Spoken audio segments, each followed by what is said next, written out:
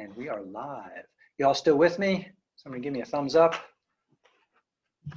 Or yay. Yep. Thank you. Cool. All right. So again, I just went over some kind of overview things. We're going to look at some homework problems. We're going to do a group problem that's going to take probably 10 minutes each. And then we're going to all try to get activity 1-1 mostly done. I doubt we'll finish it today, but I think we'll get it enough going that you can have it mostly written up for the next class. And maybe if we get lucky, we'll talk about section 1 too, but probably not. So that's our goal there for today. Back to the homework section. My hope is you've already started the homework. It helps to have read the section first. So I'm just going to take a look at a couple of problems in here. So usually when I do set up these homework assignments, I try to start with easier problems in the beginning, and then the problems kind of tend to get harder as you move along. There's a note at the beginning said you get 3 tries for each question you're shown, and if you don't get it right after the 3rd try, you're shown the answer, and then you can try again, right? So if you're not used to the system, just a quick demo of that here. The first section is about percentages. And I have just a couple of tips about working with percentages to maybe jar your memory from, percentages in your past life. And for this picture, I'm just supposed to look at the picture and estimate to the nearest 0.5% what I see on the screen. So this grid looks to me that it's 10 by 10, and I'm going to count those to make sure. Yep, that's 10 that way and 10 that way. Okay, so each square there's 100 squares, so each square must be 1% of this picture. And then the question is, how many highlighted ones are there? Well, for sure, I have 3 columns of 10. And then this looks like it gets up to 8, almost 9. What would we say? 38.5 maybe? Okay, so let's suppose I'm just going to call it 38, just for the heck of it. Submit the question. Oh, it's wrong. All right, maybe it was 39. I'm just messing around, by the way. Oh, it's still wrong. Okay, so I'm pretending like I didn't read the instructions carefully because it says to the nearest 0.5%, and I'm pretty sure that's 38.5%. But if I'm just being stubborn and not reading the instructions, like guys tend to do sometimes, if you ask my wife, if on the 3rd time I don't get it right, I'm shown the answer. It's like, 38.5%. Why did they do 0.5%? Oh, because I can't read instructions. Because I'm a guy. And then I can get a similar question. I can try again. All right, so this time I'm going to try to be a little smarter about it. This looks like 10, 20, 30, 37.5. Okay. And submit. Ooh, I got it right that time. Got the green check, got the green bar here. I can still try it again if I want, okay? If you worked hard on a problem and you're just not getting it, like if you spend 15 minutes on one that you look at that should be relatively simple, message me, hit message your instructor so I can get back to you. All right, let's move on to something more complicated. Let's try question number 5. So the next few problems, I draw a picture, and this is a common picture you might see in an elementary school book where they show what 100% looks like. And then other numbers related to it. So this picture is set up to either help me with the picture to solve it, or it turns out I can also use this picture to make a proportion. So I'm going to copy this to my board to draw it out. Actually, I'm going to just copy the text and then, oops, wrong button, try it again, that button, that button. Oh, there we go. I could copy the drawing, but I want to practice drawing by hand. All right, so here is my question. And yours will be similar. Your store marked up a new shipment of shoes by 35%. If the shoes will sell for $216, then what was the original cost? Okay, so I need to find the original cost. So usually when I get a problem like this, the first thing I do is just kind of recopy some stuff to wrap my brain around it. And I mentioned this in the last class. That's an important problem-solving strategy in terms of understanding the problem.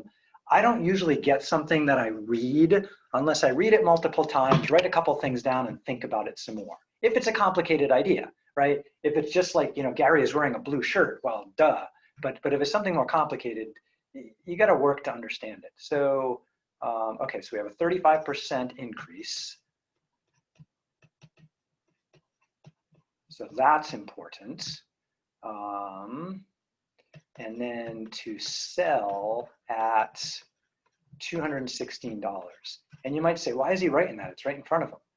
Writing stuff down helps your brain think about it. Please do it. Okay, so 35% increase to sell at 216, but we don't have original cost. Okay, but we need to find original cost. And if I do something here when we're together, please feel free to throw it in the chat. Hey, I got a question, Parker, or just, you know, turn your mic on and say, stop, wait, please. Original cost. All right, so we're going up 35%. So we had to start with something and then increase it by a 31%. So something to think about, 100% is a starting place.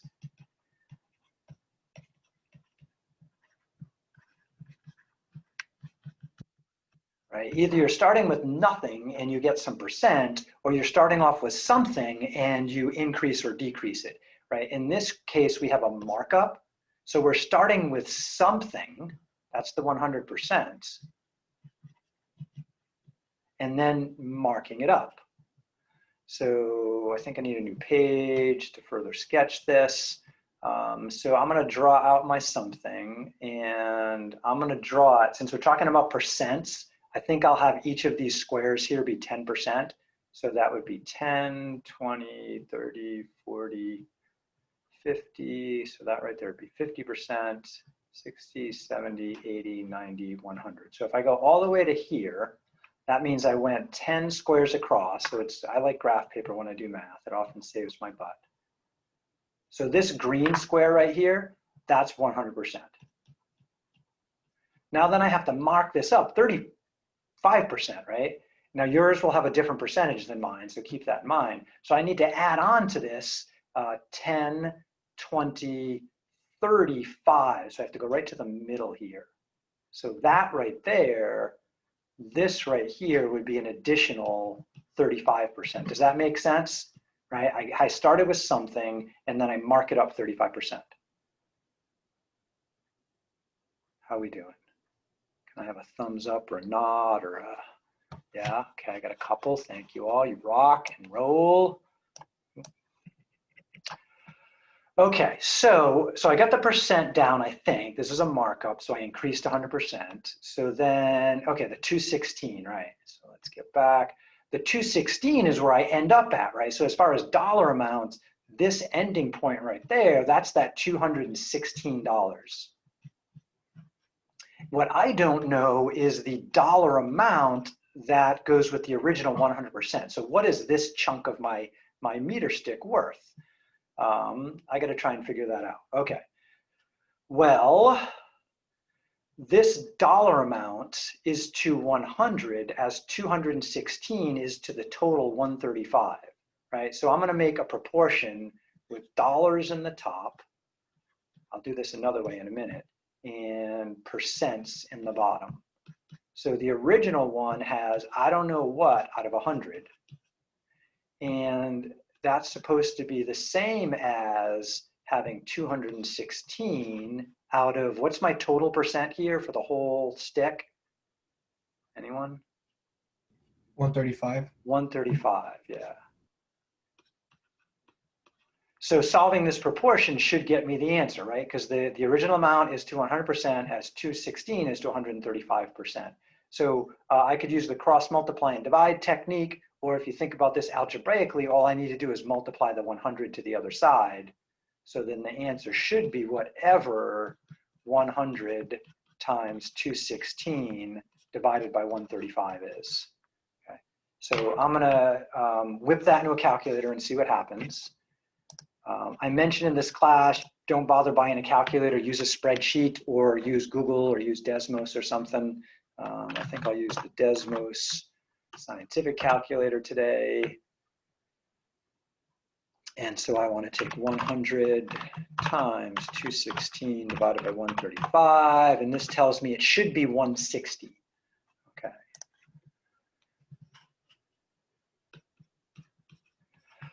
So here's my challenge to you next. Think about this for a sec. I have this box here that's waiting for me to type a number. I could just type the number and hit submit, and the computer will tell me if I'm right or I'm wrong. Now, why shouldn't you do that? Well, I mean, I like immediate gratification. I want to do that. I'm dying to click that button. But if this were a test, you don't have that option, right? You got to figure out if you're right or wrong. So I really need to rethink this to figure out if I'm right or wrong. So a couple of ways to proceed from here.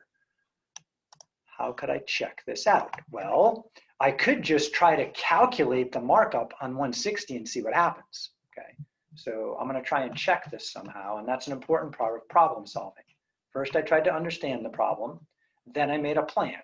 My plan was to try to draw a picture of it and then make a proportion, see if I could solve it, right? So I was kind of making my plan as I did it. For complicated problems, we often write out the plan ahead of time and then do it. Like if I had to build a shed or build a bridge, I'm going to make a very detailed plan before I start building that bridge or shed. In this case, I kind of planned and did at the same time.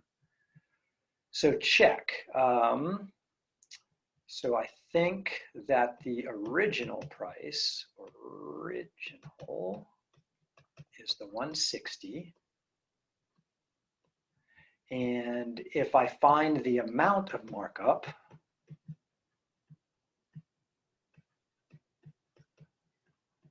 that should be just to take the 35% and multiply by the $160. And then on most calculators, you have to turn 35% to a decimal. So it would be 0.35 times 160. That gives me the amount of markup, that extra red dollar amount. So calculator, so 0.35 times 160. Oops, I did not type that correctly. Back up. 0.35. There we go. 160 is $56 according to my calculator. And so then if I add that back on to the 160, that should give me the new price. Plus, what is it, 56? 216. Okay, so I just got to put that in my notebook. So I recommend every time you use your calculator, write down what you told it. Good practice to get into. So then the selling price should be equal to the original plus the markup, which would be the 160 plus this amount here, which was 56, which gives me 216, and it checks. Okay, so that's kind of the classic way to solve this problem. I just want to show you another twist on this problem that my picture gives me. Any questions on my proportion or my check at the moment, though, before I try the picture one more time? Okay, all right, got a thumbs up, so I'm gonna move on. Let me copy just this portion there, new page. So with this picture right here, I'm just gonna make a note. Let's use maybe yellow. I don't know if you can see this. Can you guys see the yellow lines I'm drawing here? If somebody cannot, let me know. People can see it? Okay, so I'm gonna keep drawing them. Remember, when I started drawing my picture, I decided that each of these yellow lines was gonna represent 10%, right? So this chunk right there is 10. And I have 1, 2, 3, 4, 5, 6, 7, 8, 9, 10 of them, because that's 100%, right? 10 times 10 is 100. So I have 10 pieces in this chunk. And in this chunk, how many pieces do I have? 1, 2, 3, and, ooh, that's not a full chunk there. Piece didn't come in quite right, but there's really only like 3.5 chunks, right? 3.5 pieces. Okay, you with me on that? 10 pieces there, given those yellow chunks, and 3.5 pieces there, given those yellow chunks. Okay, so altogether, how many pieces are in this pie, cake thing?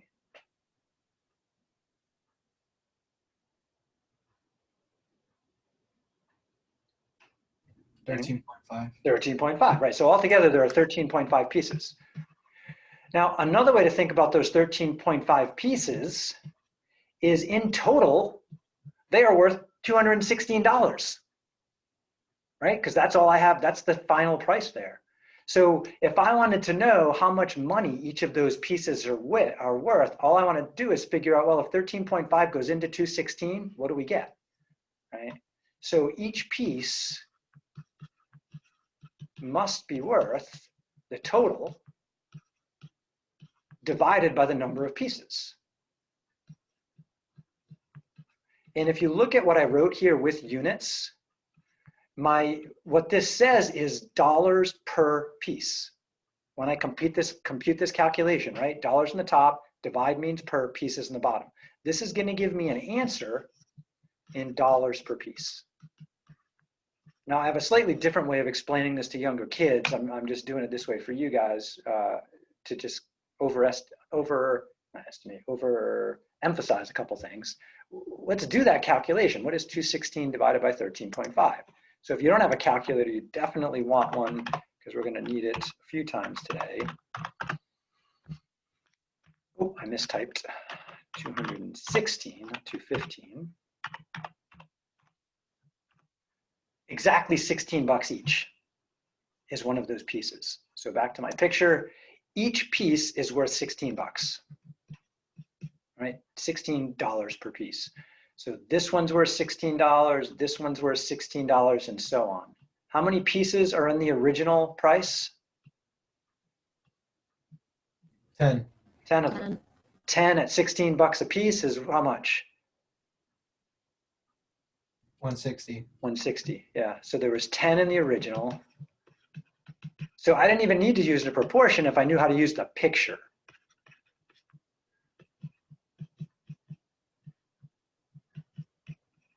Okay. So the reason I included those pictures with some of those problems was to try and figure that out. Now this one used a fractional piece, which makes it harder. The first two versions of this problem back here, sorry, no, I lied. Oh, did I lie about all of them? Oh, I took out the whole number ones. I guess I thought I needed to challenge you.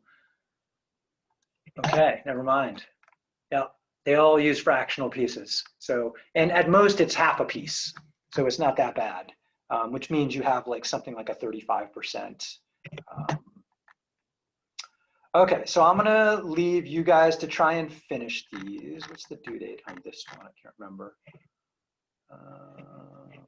Page. Doesn't usually show the due date on these. Well, I forgot. Was it today or Wednesday? Or Tuesday? Anybody know? I think it was tomorrow. Tomorrow, okay, yeah. So if you haven't already started on them, you definitely want to start on them. Most of the assignments in my class take several days to work on. And so if you wait till the day they're due, you're going to be perpetually behind because that's the deadline, right? Always start sooner. All right, so let's see, more fun. Okay, so somebody asked about the pizza problem. I recorded a video for this one here, and that video is in the YouTube playlist. So check that out. If you get stuck on the pizza problem, I want to take a look at the avocado problem. So each of these problems uses proportions in different ways. And by the way, a proportion is, give it a second to load, is either one of these things, like the part over whole is percent over 100 or old over new equals percent over 100. That was the first technique I employed to solve this problem right here about the markup on the shoes.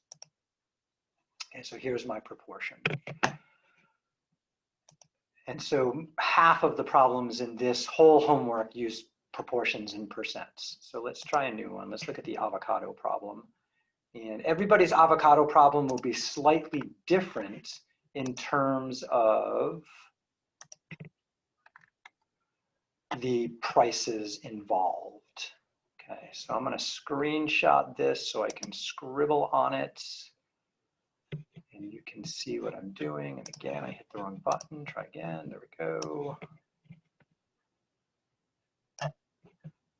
And current page. Okay, so here's my problem. Blow it up a little. Okay, so I was at the store and I saw 2 different sizes of avocados, right? They generally have these things they call Hass avocados, and I don't remember if that's the big one or the small one. Then there's these giant avocados, right? And my friend who lives in Hawaii said all their avocados are giant, but I don't live in Hawaii, so I don't know. The regular size, so I'm assuming the littler one is the regular size, is 86 cents. What would prices for the larger avocado? Okay, so this is clearly the larger, so that's the regular. So what I got to do is I kind of figure out what would be, if they were going to be like the same, like fair pricing, like it didn't matter which one I bought for the money, then I got to kind of do a comparison here. So here's my version of this problem. So I'm just trying to estimate how much bigger is the big one. And to do that, what I'm going to do is I'm going to imagine each of them is just a ball instead. Right, so I'm trying to draw a ball on paper. So just make it a sphere, a ball. And this ball is clearly bigger, okay? So I'm trying to figure out, well, how much bigger? So I'm going to, so what I did at home for this is I took a piece of paper and I held the piece of paper up to my computer screen. And on the piece of paper, I marked off how wide, choose a different color, green's not showing up there. How wide is this avocado? Once I got that width, I picked it up and I brought it over here to compare it to that one. So I just slid my piece of paper over to figure out how much bigger it is. So I'm going to try this again on the screen. Let's use the line tool. So I'm going to draw a line across here for that width. And then I'm going to try and pick up that line like I picked up my piece of paper and move it over. Okay, so you can see if that red line is the diameter of the regular one, the bigger one has a bigger diameter. The question is how much bigger, okay? So I'm going to add to this drawing just a little bit by adding another line to extend this one. So this is kind of like the problem we just did about the shoes. The red line right here, oops, I wanted to write in red. The red line right here, I'm hoping by the time you guys teach, you're going to have real students again and not online students. That's 100%, right? The original one is my 100%. You with me? Somebody give me a smile, a nod, a thumb, a clap, anything. No, you're still there. Okay, thank you very much. All right, a whole bunch. So that's 100%. So this is the increase. So the question is, if this red line is the 100%, that yellow line is like how much more? Is it like 10% more, 20% more, 30% more, 50% more? Somebody give me a guess.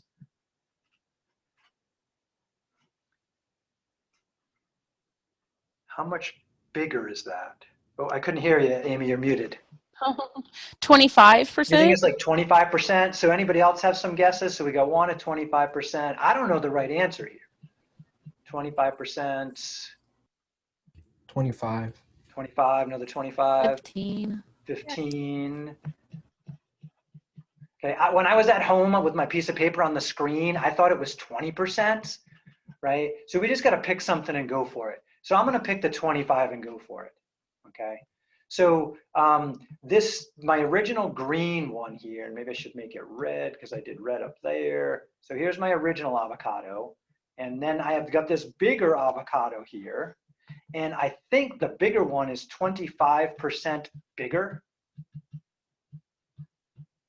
So if this one right here represents the original of 100%, then the new one must be 125% of the size of the original.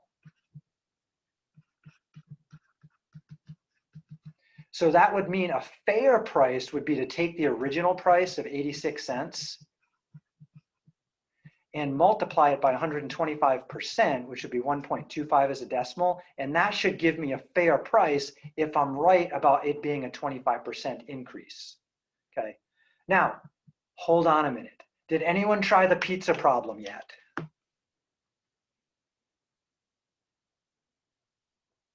Yes. Okay. Was the pizza problem as straightforward as measuring a line, or did we have to employ a little bit more math? A little bit more math. Yeah. So here's the way to think about it. So I'm going to go to another page and come back to this because what I'm doing is I'm revising my plan as I go. I jump from step 3 to step 2 of the problem solving strategy. New page. So imagine we have a square pizza. Okay. And then somebody says, well, we also have a pizza that's kind of like twice the size of this one. I said, really? What do you mean? Well, the pizza used to be this wide. Now it is this wide.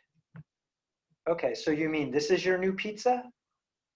And they say, no, no, no, no, it's also twice as long too. Right? So maybe this pizza was like 1 foot by 1 foot, and the new one is 2 feet by 2 feet. How much bigger is the new pizza? So this is the old one here. This is the new one here. How much bigger is the new pizza? Is it twice as big or is it more than that? More. It's way more. Can somebody give me a better answer for exactly how many times bigger it is? 200%? 4 times. Yeah, it's 4 times bigger, which means it's 400% the size of the original pizza. Okay? Because think about it. This square right there, that's the original pizza. And there's how many of them here? If we turn into area, things aren't double, they're the square. So this is 2 square. Here it gets more exciting. Check this out. Suppose I had a little cube. And this cube is double everything. So instead of being 1 wide, it's now long. It's now 2 long. So this is my new cube, is 2 by 2 by 2. How many times bigger do you think this bigger cube is than the old one, right? So we have the old versus the new. So just think about that for a minute. Look at my picture. Maybe try to draw your own. Don't answer.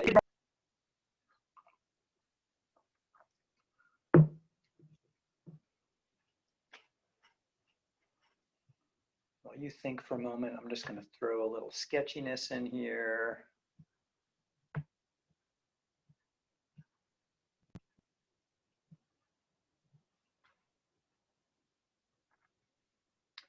Does my additional sketching help answer this question? So another way to ask this question is, if this old thing is a little cube, how many little cubes live in the big cube?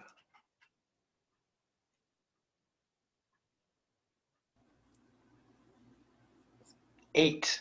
Yeah, there's 8. So it turns out the new cube is 8 times bigger because I took that 1 and I expanded it 1, 2, 3 times.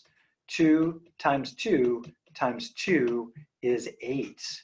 So when we jump from 1 dimension to 3 dimensions, we end up kind of cubing the change. The change was a doubling in 1 dimension, but in 3 dimensions, that gave us a change of 8 times. So this is 3D. Over here, we're in 2D, and we took a linear change of doubling, but if you take a double and square it, you get a change of 4 times bigger. So sometimes when we're describing objects, like pizzas, like somebody says they got a 6-inch pizza or a 12-inch pizza. What does it mean to be a 6-inch pizza, right? Is that like a pizza stick that's only 6 inches long? No, usually I think it's a round thing and its diameter is 6 inches, right? But the pizza actually has area. It's more than just a length. So an avocado, is an avocado a length? Is an avocado an area? Or is it like a big volume of stuff?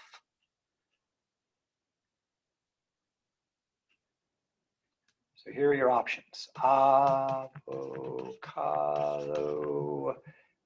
is an avocado a length? Like, can I measure in inches? Is it an area, so I can measure it in squares, or is it a 3D volume? Volume, yes, I got a couple people said volume. It's a volume. So that means, now if like look at my back in my picture here, did I measure a volume here or did I measure a length? I measured a length, right? I was like trying to measure the diameter of the avocado. So to get the real change of a 3D object, if you only measure length, you got a problem. So this one's a little more complicated than the pizza one. I made it slightly easier than the pizza one because I gave you a bunch of check boxes. So you could kind of randomly go through this and hope you get it right. But I'm trying to explain how to get a right answer. And this is a tough problem. I hope you realize that. I think people are starting to realize, oh shit, that's harder than I thought. And the reason I said, let's just make the avocado a ball, the volume of a ball is just pi times the radius cubed. It's a pretty simple formula. So if my original one, let's say the volume of the original one is a 1, then the new volume would be that 1.25, but cubed to mark it up. I don't need the actual volume. I don't even really need the pi. All I really need to know is that it's 125% bigger and it involves a cube. So what I really need to do is cube that 1.25 is the moral of this story. Problem is I measured a linear change, but this is a 3-dimensional change. And a 3-dimensional change involves a cube. All right, so it was a step up from the pizza problem, but it was multiple choice, which kind of balanced the difficulty, I thought. All right, so calculator, what is 1.25 cubed? 1.25 raised to the 3rd power, oops. So what this tells me is that if you make the radius or the diameter 25% bigger, then the actual object is almost twice as large, okay? So although looking at the picture, a picture is flat, right? It shows length. It only looks about 25% bigger. If I take that 25% and I expand it in 3 directions, it turns out to be almost twice as big. So then if I take my 86 cents, approximately, a fair price should be about twice as much for the other avocado. Anything cheaper is a good deal. Okay, so where's my calculator?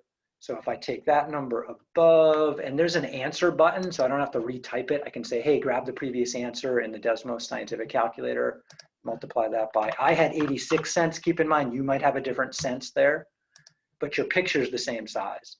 So this says a fair price would be like $1.67 would be a fair price.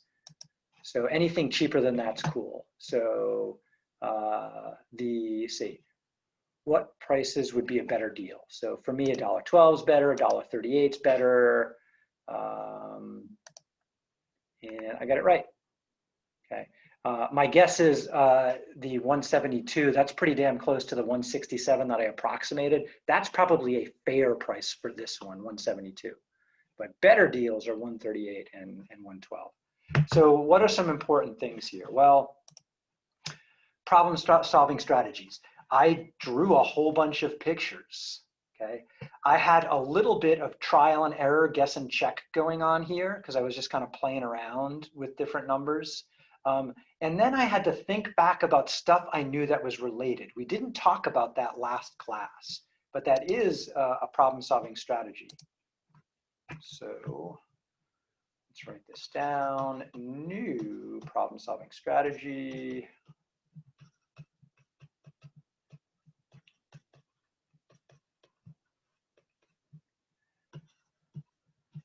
Relate to something you know.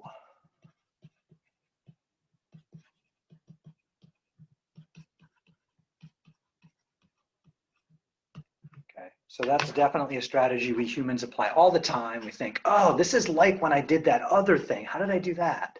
And then bang, you got a new solution. Okay, so now we're going to try a fun experiment. And so I'm just going to go over what we're going to do, and then I'm going to put you guys in breakout rooms. Let's see, to do that, I need a file from my Google Drive. And I'm going to share it with everybody right now in the chat. So I need to make sure you can open it. this is like one of the last problems in this homework set, and we're going to try solving it together. This is the one, the coin problem. And I'm going to share, copy, and post this in the chat to everyone. All right, so check out the Canvas chat. I'm using an app called Jamboard, and I have 3 different problems here. There's pages at the top of my screen.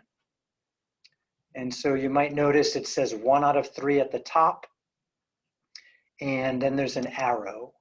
And so there's going to be a red group, a blue group, and a green group. So I'm going to split you all up into 3 groups in a minute.